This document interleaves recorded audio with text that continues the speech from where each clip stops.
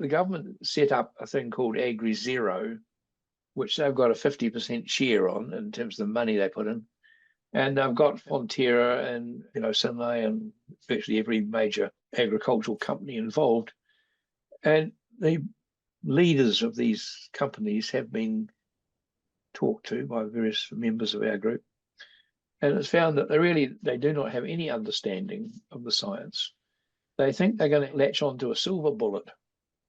And they are quite confident that we can just shove that onto farmers and that will fix the problem, and we'll meet our commitments and everybody will be happy.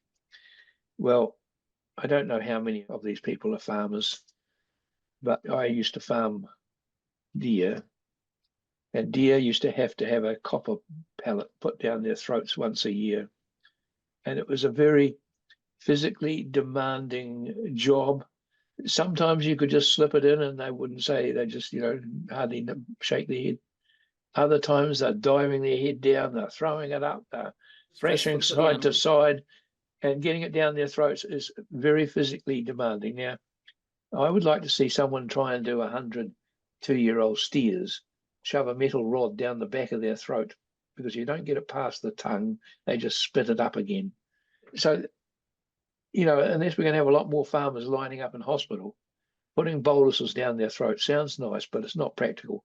It's also very, very time consuming.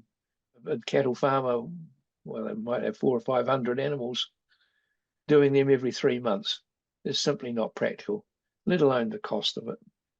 I think it's much easier to try and get them to focus on the fallacies in the science than going for these solutions, they're not really solutions. Look, here's an opportunity for some company to make lots of money. Exactly. And that's what they're pushing it for.